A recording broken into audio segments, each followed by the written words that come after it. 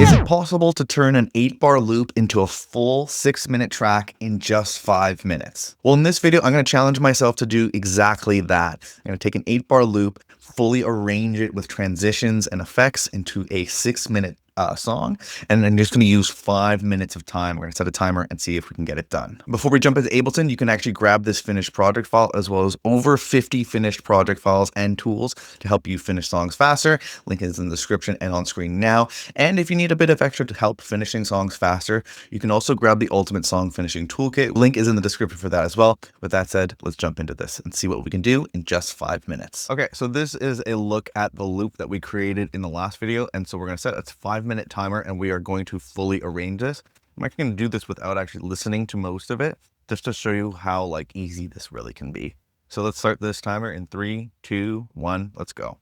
Okay, so the first thing that I'm going to do is make sure that everything's kind of labeled nicely. So we have the bass here. I'm going to make sure it's color coded a little bit so it makes it easier for me. Let's listen to each thing. We'll name this perk, mellow. Listen to the next thing. Mid, pluck. Listen to this thing. Do you think? Okay, I think these are all different little vocal bits, right? I think I remember this. Yes. So we're going to go Vocals 1, Vocals 2, Vocals 3. Let's grab all these, group them all together. Call this vocals. And then we'll go like that and color code it. Let's listen to this next thing. Actually, this isn't being used. So we'll just delete this. Then we got this. Oh, wait. I want to keep that. This is the audio bounce. I'm going to move that, and then we're going to turn this back on, and then we'll call this synth mid lead. Then what do we have here? Synth backup. I don't know. And then we'll call this high synth. Okay, cool. So we're going to arrange this into a full song. We're already down 1.5 minutes almost. So let's go ahead and just clean this up a little bit. Now the secret sauce here, I'm going to go over into my templates folder. So here, this little search that we had, I have a song finisher template, and I'm going to grab the arrangement and effects bit here and just drag this in. And what this is going to have is two things. One is an arrangement track. So it does actually have a reference in here I don't want to use.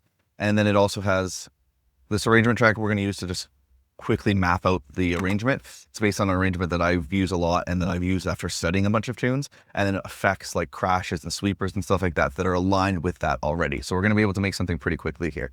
So even blindly, I'm just going to start doing this. We're going to grab all the drums that we have and just lay that across the intro and make it so the first half doesn't have any kick drum.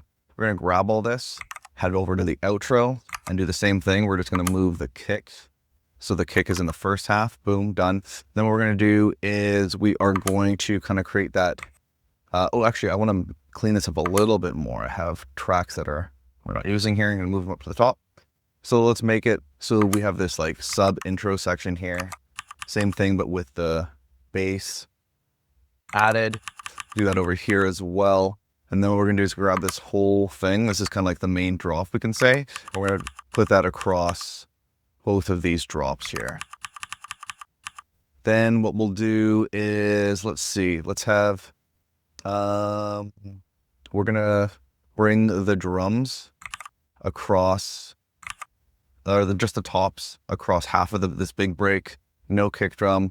We'll have the bass in for the first half there, and we'll have all this melodic stuff throughout the entire bit. And then we'll have maybe no synth mid lead. Look like this. Drag everything across. Actually, I think I got a nice idea of how we'll be able to get this done pretty quick. We'll go like that. Then we'll go and drag everything except for the vocals across the build down. And then what we're going to do is do a little bit of automation even here as well. So let's get the vocals to come in on this first break here. And we'll have the bass in, we'll move the kick. Simple thing to do on any break is just move the kick. And then we'll have this other synth lead stuff here. What we're gonna do is drag that in across, and then we're just gonna set it up so that it does a bit of a automation in here. So we'll grab this frequency, filter it in like that. Okay, wait, why is it like doing that? There we go. What time do we got? 40 seconds. Okay, we'll just do a quick little run here. Let's have this fade in. Having a hard time with this little track thing on here. Let's have this synth backup thing. Let's do the same thing with that here. Boom, boom. Let's do the same thing with this high synth. Okay. Boom, boom. Cool. Then let's do something similar with the break. Let's bring it down and then back up. The same thing, down and then back up. Only 7 seconds left, so we'll see how much more we can get done. Let's kind of do the same thing here, kind of fade it out, bring it back in, and we are out of time here. Okay. So that's what we got done in this amount of time. So let's go ahead and listen back, see if we've accomplished this goal. One of the things that I do want to do before moving on, so as you can see here, we technically do have like a finished song that's about just under 6 minutes long. But one of the things that I'll do after a process like this is draw out a couple of notes. So we have like the notepad here, that, like from this cool VST plugin. One of the first things I definitely want to do is actually replace the top loop with our own drums.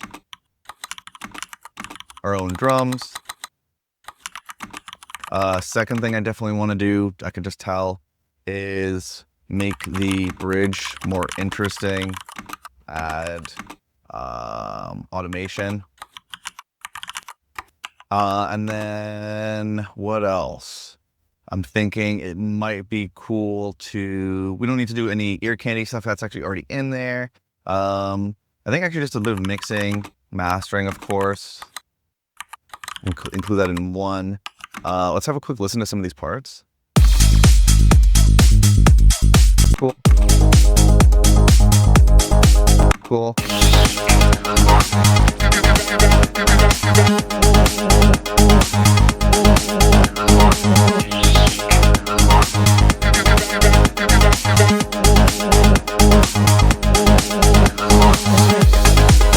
Pretty sick. Okay, so I think the main thing would just be like a playthrough and adjust the automation and layers of structure.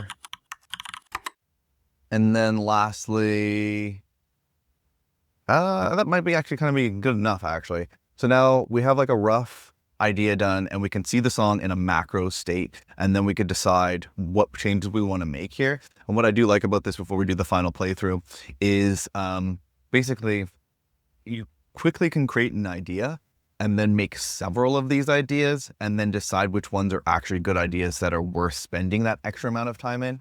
Because for me, honestly, I'm not a big fan of this kind of like techno style or like generic-y tech house or whatever this might be.